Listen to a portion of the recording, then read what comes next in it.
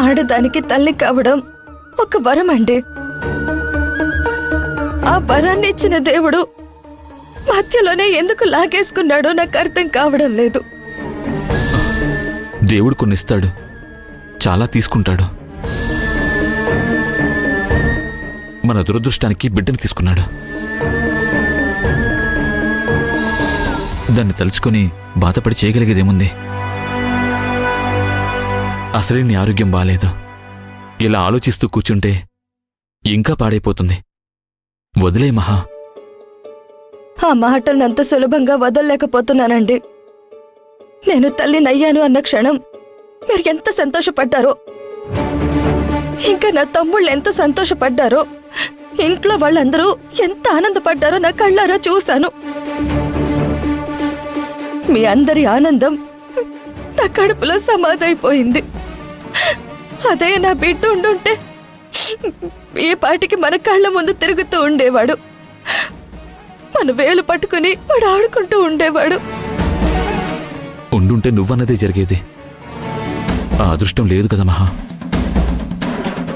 జరిగిపోయిన దాని గురించి తలుచుకుని బాధపడడం వల్ల ప్రయోజనం ఏమీ లేదు. మన రాత ఇంతే అనుకుని మనకి మనమే సర్ది చెప్పుకోవాలి. బిడ్డ పుట్టడం అంటే మన సంతోషం కాదండి, మన కుటుంబ సంతోషం. ఇంకో తరానికి వారసులు వాళ్ళు.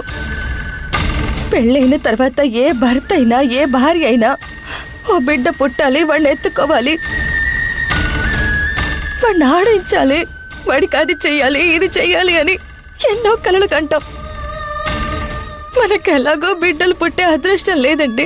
కనీసం ఆ కలలు కనే అదృష్టం కూడా లేకుండా చేశాడు కదండి ఆ దేవుడు.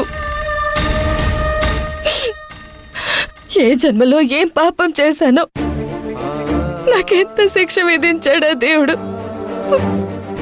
బాధపడకు మహా. సైన్స్ చాలా డెవలప్ అయింది. బిడ్డలు లేరని అంతగా బాధపడాల్సిన అవసరం లేదు. కొత్త కొత్త వైద్య పద్ధతులు వచ్చాయి. పిల్లలు కాని వాళ్ళకి కూడా పిల్లలు పుడుతున్నారు. ఇప్పుడు నీకేంటి, పిల్లలు లేరనే కదా. సరే, రేపు మంచి డాక్టర్ దగ్గరికి వెళ్దాం.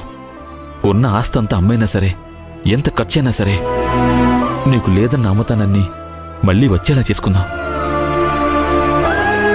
నువ్వు కలల కన్నా ఆ బిడ్డని నీ కడుపులో మోద్దు గాని, నీ చేతులతో ఆడిద్దు గాని, నోరారా అమ్మ అని పిలిపించుకుందు గాని, లేరు అని బాధపడ్డం కాదు. ప్రయత్నిద్దాం మహా. ఒక డాక్టర్ కాకపోతే ఇంకో డాక్టర్, ఎక్కడో చోట ఎవరో ఒకరు మన నుదుటి రాతని మార్చకుండా పోరు. నువ్వింతగా బాధపడుతున్నావని తెలిస్తే నేనెప్పుడూ ఆ ప్రయత్నం చేసేవాడిని. నువ్వు ఈ విధంగా ఒంటరిగా కుమిలిపోతూ ఉంటే నీ ఆరోగ్యం పాడైపోతుంది మహా. బిడ్డని పోగొట్టుకున్నాను, నిన్ను పోగొట్టుకోలేను. నీకు కావాల్సింది బిడ్డే కదా. రేపు ఉదయం లేవగానే హాస్పిటల్కి వెళ్ళి డాక్టర్ గారిని కలుద్దాం. నిజంగా ఆ అవకాశం ఉంటుందంటారా? ఉంటుంది మహా.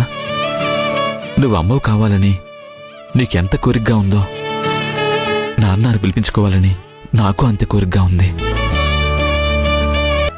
నిజంగా ఆ అవకాశం ఉంటుందంటారా? ఉంటుంది మహా.